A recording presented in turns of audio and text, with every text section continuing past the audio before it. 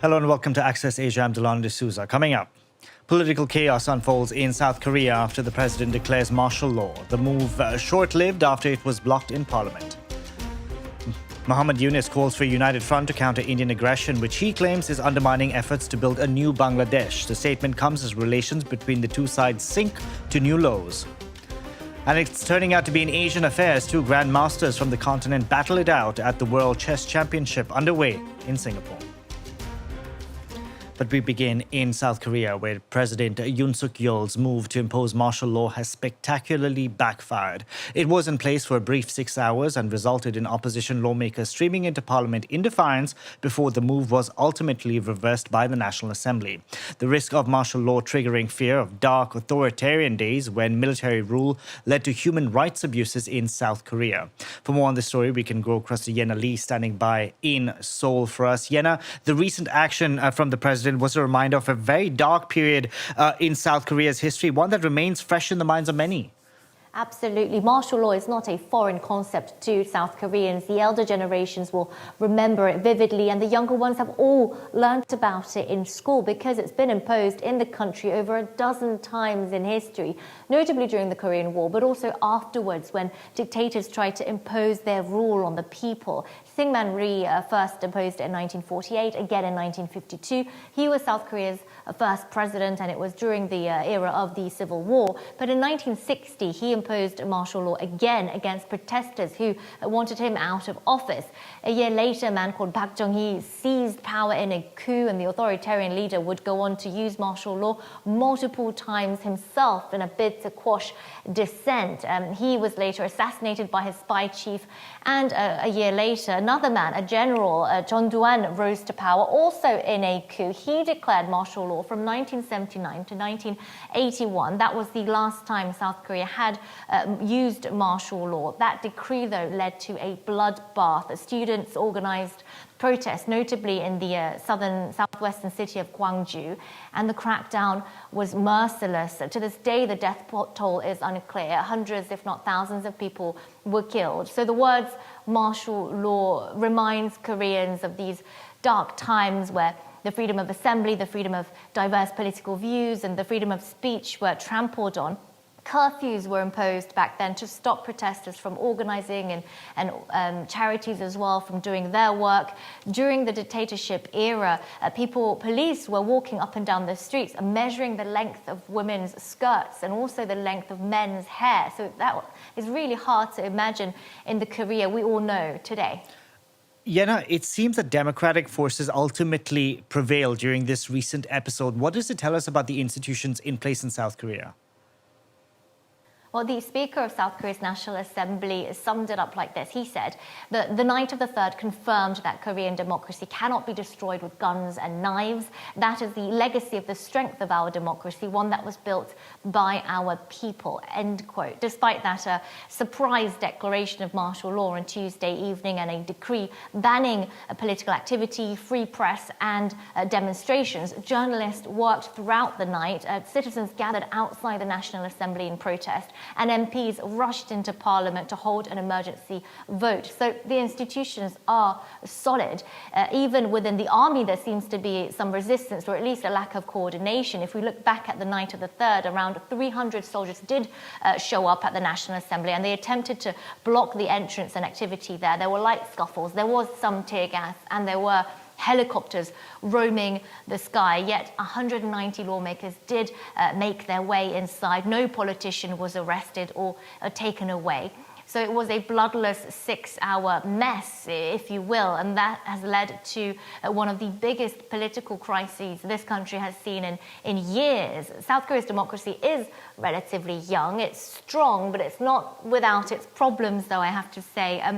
There are a lot of people here who are nostalgic of the authoritarian era. Park Geun-hye, who was a president who was impeached in 2016, she was the daughter of a dictator, and she was elected democratically. She rode on the wave of nostalgia, and the Conservative Party saw no problem with putting her on the ticket. Then there's also a legal system that really struggles to reform here as well. Korea's prosecutors notoriously wield a lot of power, and this has times put into doubt if every single South Korean citizen is truly equal before the law. Yoon Suk-yeol himself was a prosecutor who rose up the ranks before becoming president as well. Interesting stuff. Yenna, thank you very much for that. Yenna Lee joining us there from Seoul. Now, Bangladesh's interim leader is calling on the country's politicians to put on a united front to counter Indian aggression. Muhammad Yunus alleging New Delhi is spreading fictitious stories to undermine efforts to build a new Bangladesh. The country's ties with India have plunged to new lows following former Prime Minister Sheikh Hasina's ouster. There have been allegations of widespread attacks on Bangladesh's Hindu minority, but these have been refuted by Dhaka. Last month, a Hindu monk was arrested in Bangladesh for sedition over claims they disrespected the country's flag. And recently, a Bangladeshi consulate in the Indian state of Tripura was attacked by mass protesters. To talk more about this, we can bring in Charulata Hogg, who's a specialist on South Asia. Thank you so much for joining us on the program. What is going on here? Are threats to Bangladeshi Hindus real? Sheikh Hasina has traditionally been regarded as somebody who's a moderate leader with views which are on religious minorities being moderate, and as somebody who's been traditionally very closely aligned to India and India's foreign policy and interests. In contrast, the Jamaat-e-Islami and the Bangladesh National Party have always been considered to be more anti-minority. Now, these are sort of public myths as well, which have been perpetuated.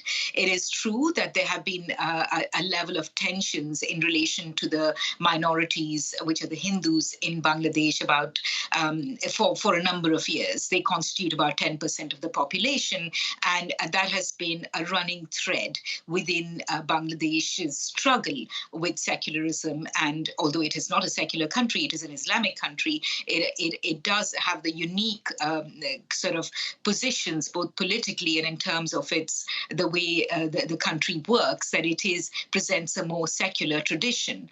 So there have been challenges to Bangladesh's secular tradition for a while.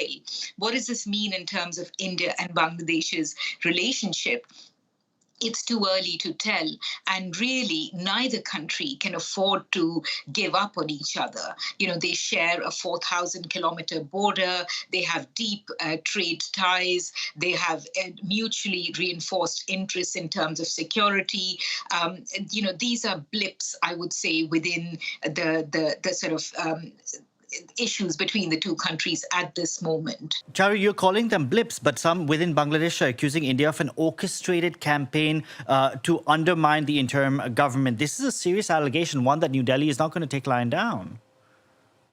Well, we'll see. What we have seen in terms of a public positioning by India is more to sort of undermine these concerns and say that we have a long and deep history, and these will go away, and including Muhammad Yunus has sort of underplayed a little bit the tensions that have emerged.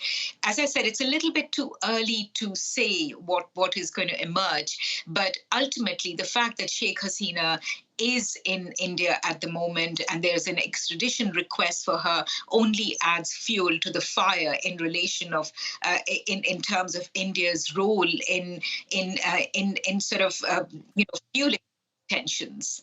Is that also a factor which would hinder relations being fixed between the two countries, the fact that Sheikh Hasina is sheltering in India? I think this is again historic. India's support for Sheikh Hasina, her reliance and her kind of constant leaning on India for political support internally also is a matter of fact and is historic. So whether this will continue to perpetuate tensions between the two countries is a matter of how much, political expediency and trade interests and security interests take precedence. So it is causing deep tensions right now. There's a sort of work down, but whether these are lasting is something how the two sides really negotiate this impasse. And what if New Delhi doesn't agree to extradite Sheikh Hasina? What happens then? well, in my humble opinion, it is very unlikely that New Delhi is going to agree to the extradition requests. But it is a question of how they negotiate, Bangladesh's other requests and other interests, and how the two sides come to the talking table, and how Bangladesh also contains the anti-India sort of sentiment within the country, which has always been, quite live and virulent. Charula Tahok, thank you so much for joining us on the program today. Now, the World Chess Championship is currently underway in Singapore, and it's an Asian affair this year. Defending champion Ding Liren from China battling it out against a relative newcomer, Indian Gukesh Domaraju, who is just 18 years old. Luke Shago filed this report. A meeting of minds and a battle of wits, with the title of World Chess Champion at stake. Defending Chinese champion Ding Liren has been holding down India's challenger Gukesh Domaraju, better known as Gukesh D, who at just 18 has a chance of becoming the youngest ever person to win the game's highest accolade. Overall, it's been, we've both shown fighting spirit and some entertaining chess. We are at the same strengths. No one will clear better, so it's going to be tough to win. Chess has come a long way from when it was dominated by the Soviet Union and the United States during the Cold War, and a means to outshine an adversary politically on an intellectual level. With financial challenges and a much smaller population, Russia can't field as many players as the USSR, and the 2022 invasion of Ukraine saw it banned from all international sporting competitions, including chess. But almost more than anything else, it's been technology that has given access to people who might not have played before, especially in Asia. It gradually changed with online being available for a wider population, and then you could already master your chess with the trainers who would not be in the same country. You could participate in the tournaments playing online. Travel became more affordable. Everywhere you go, you can see chess. You commute, you see commuters playing chess on online platforms.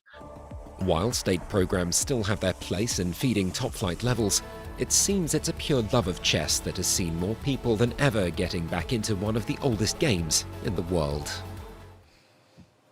That's it for this edition of Access Asia. From all of us on the team, thank you very much for watching.